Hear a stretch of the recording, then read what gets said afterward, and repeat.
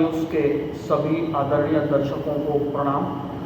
और नवरात्रि और श्री राम जी का जन्मोत्सव रामनवमी मनाने के बाद महत्वपूर्ण उत्सव जो होगा अब श्री हनुमान जन्मोत्सव होगा, जो कि इस बार 12 अप्रैल 2025 शनिवार के दिन, सबसे महत्वपूर्ण बात, शनिवार के दिन हनुमान जयंती या मंगलवार के दिन हनुमान जयंती आने से इसका महत्व और अधिक बढ़ जाता है। और हनुमान जी, जिन्हें कहा जाता है कि वे अमर हैं, उन्हें अमृतत्व प्रदान है और वो अपने भक्तों पे बहुत जल्दी कृपा करते हैं और भक्तों को आशीर्वाद देते हैं, उनका कल्याण करते हैं। और उन्होंने राम जी के लिए भी अपनी सेवाएं दी, यहाँ तक कि समुद्र लांघ कर जाना और सीता माता का पता लगाना, वहाँ से लेकर तो ऐसे कई कार्य, संजीवनी बूटी लेकर आना, ऐसे कई कार्य हनुमान जी ने किए। और सबसे बड़ी बात, उनका जब जन्म हुआ था, माता उनकी आंजनी और केसरी नंदन उन्हें कहा जाता है और हनुमान जी को पवन पुत्र भी कहा जाता है। और बचपन से इतनी ताकत, इतनी ऊर्जा और इतने चंचल थे कि एक बार उन्होंने उगते उगते सूर्य को वो लाल रंग देकर उसे सेब समझकर खाने के लिए निकल पड़े। उस समय उनके ऊपर इंद्र ने वज्र से प्रहार किया था, उसके बाद ही उनका नाम हनुमान पड़ा। और उन्हें ब्रह्मा, विष्णु, महेश और इंद्र और बाद में सभी देवताओं ने अनेकों अनेक आशीर्वाद प्रदान किए। और माता अंजनी इस बात से बड़ी प्रसन्न थी,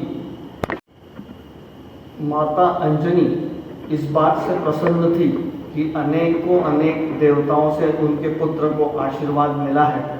और इस तरह से हनुमान जी, लेकिन उनके साथ एक समस्या ये हुई कि उनकी शरारतों के कारण एक ऋषि ने उन्हें श्राप दे दिया था कि जब कोई तुम्हें तुम्हारी शक्ति के बारे में याद दिलाएगा तभी तुम उस शक्ति का इस्तेमाल कर पाओगे। तो हनुमान जी उस श्राप की वजह से अपनी कई शक्तियों को भूल चुके थे। लेकिन जब समुद्र लांघने की बारी आई तो ये बात जामवंत जी को मालूम थी। तब जामवंत जी ने हनुमान जी से कहा कि आपके अंदर वो शक्ति है, आप ही वो अकेले हो जो एक बार में इस समुद्र को लांघ कर जा सकते हो और माता सीता का पता लगा सकते हो।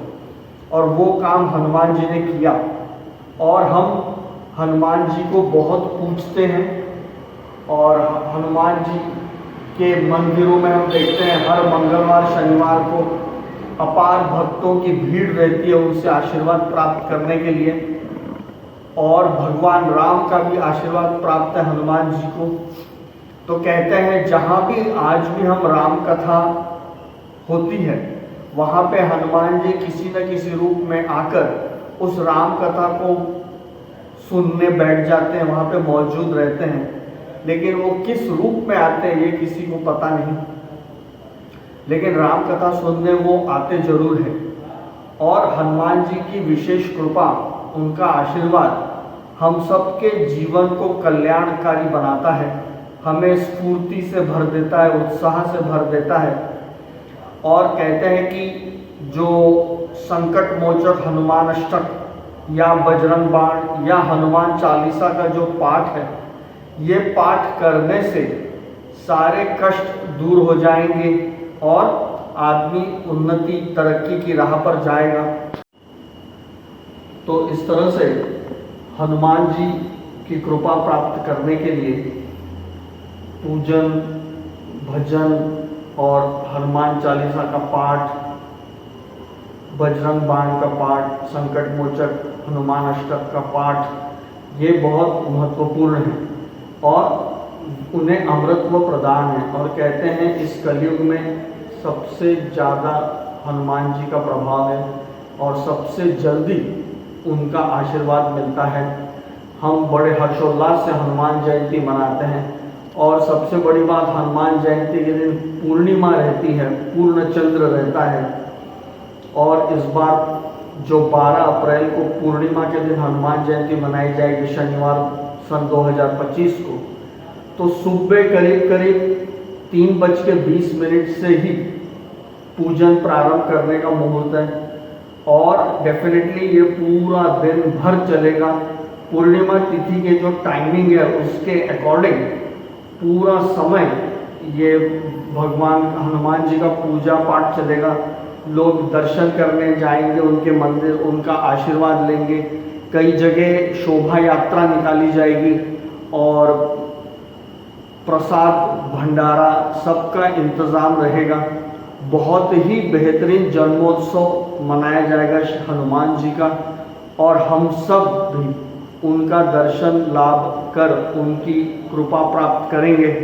और उपासना परिवार की तरफ से अग्रिम शुभकामनाएं हम सबको देते हैं इस आने वाले हनुमान जन्मोत्सव के लिए। तो पूरे भारत देश में ये त्यौहार बड़े हर्षोल्लास से मनाया जाएगा और हनुमान जी के आशीर्वाद से और प्रभु रामचंद्र के आशीर्वाद से हमारा भारत देश तरक्की करता जाएगा। ऐसी हम प्रार्थना करते हैं श्री रामचंद्र और हनुमान जी से। नमस्कार।